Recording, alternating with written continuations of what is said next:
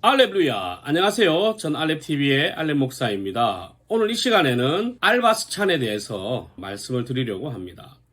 지금 한국 교회의 예배의 가장 큰 문제 중 하나라고 제가 생각하는 것은 바로 알바스찬입니다.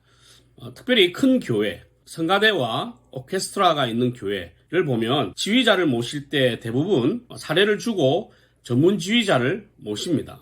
그러니까 그분은 지휘자로 오실 때 특별한 일이 아닌 이상은 그 교회로 등록해서 다니죠. 그런데 문제는 뭐냐면 그분이 데려오는 제자들이 문제입니다. 혹은 그 교회 성가대의 싱어나 연주자들이 추천해서 데려오는 사람들, 그런 사람들은 우리가 조심해서 받아야 된다는 거예요. 여러분, 성가대라고 하는 것은, 혹은 찬양대라고 하는 것은 예배 인도자입니다.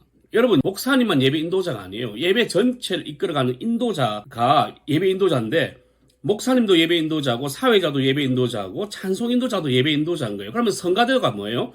예배 인도자예요. 예배 인도자는 반드시 그 교회의 등록 세례 교인이어야 합니다. 그런데 성가대를 구성함에 있어서 솔리스트가 필요한데, 다른 교회에 있는 아이를 데려오는 거예요. 그것도 문제죠. 그것도 틀려먹은 거예요. 그런데 데려왔다고 칩시다. 거기까지는 저는 마음에 안 들지만 그래 받아줍시다. 그죠? 근데 세례 교인이 아니야. 노래를 잘하는데 세례 교인이 아니야. 그 교회 다니고 있긴 한데 그 교회에서도 알바를 하고 있는 거예요.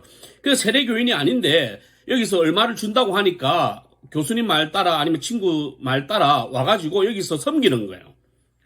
섬기는 게 아니죠. 그거는 일하는 거지. 알바 뛰러 오는 거잖아요. 피아노 반주자도 마찬가지고 우리가 모든 것이 다 마음에 들지 않아도 하나는 쳐야 되는 거예요. 이거는 통일시켜야 돼. 뭐냐면 등록 세례 교인이어야 됩니다. 연주자들도 마찬가지입니다. 트럼펫이든 플룻이든 오케스트라에 있는 사람들도 악기 연주를 잘해서 성가대를 섬길 수 있는 것이 아니고 하나님을 믿는 사람이 와서 성가대를 섬겨야 되는 거예요. 그런데 요즘은 예술대학교나 음대에 가면 서로 얼마 받느냐. 그래가지고 서로 캐스팅을 해주는 거예요. 왜냐하면 자기는 이쪽 교회로 가야 되거든. 그럼 이쪽 교회 자리에 30만 원짜리가 남으면 친구를 갖다가 꽂아주고 가는 거예요. 이게 무슨 교회고 이게 무슨 예배입니까? 그래서 그 예술대학교 아이들 사이에서 말하는 내용이 뭐냐. 그들을 가리켜서 알바스찬이라고 한다는 거예요. 이거는 저도 들은 이야기예요. 예술대학교 아이들한테. 알바스찬이랑 알바스찬. 찬양을 연주하는데 찬양을 고백하지를 않아요. 성가대 반주하고 연습을 하고 있는데 예수 믿지를 않아요. 실제로 제가 경험한 것 중에는 트럼펫이 지금 모자란 거죠. 그런데 안 믿는 트럼펫을 데리고 온 거야. 안수 집사님이. 그래서 교육자랑 한번 붙었어요. 세례 안 받으면 안 된다. 세례 받으려면 1년 걸리니까 우리 교회 등록하려고 마음을 먹었으면 연습 시간에는 있더라도 예배 시간에는 참석할 수 없다. 새가족 교육부터 차근차근 밟았어. 세례 받고 나서 섬겨라고 했는데 그 영혼을 당신이 뭘 어떻게 판단하냐면서 목사님하고 사태질하고 싸워가지고 나가버렸단 말이에요. 여러분, 누가 맞는 거예요? 이 목사가 잘못한 거예요? 아니에요. 그 안수집사가 잘못한 거죠. 왜 예수 안 믿는 사람을 데려와? 여러분, 성가대라는 것은 연주하는 곳이 아닙니다. 꼭 기억하십시오. 사람 없어도 돼요. 예수 믿는 사람들이 모여서 최선을 다해 연습하여 하나님 앞에 영광스럽게 찬양 올려드리면 돼요. 음악의 수준이 좋고 나쁘고는 중요하지 않아요.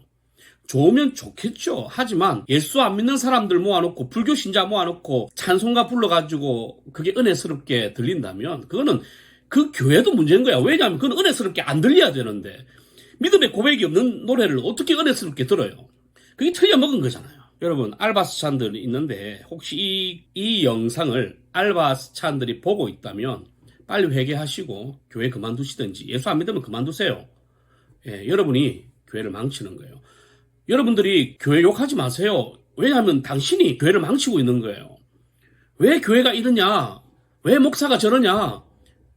왜 성도가 기독교인이 이러냐? 욕하지 마세요. 당신이 교회를 망치는 거예요. 회개하시고 예수 믿든지 세례 받든지 아니면 교회 그만두세요. 예수 안 믿는 사람이 예배를 섬길 수 없어요. 예수 안 믿는 사람은 절대로 예배를 섬길 수 없어요.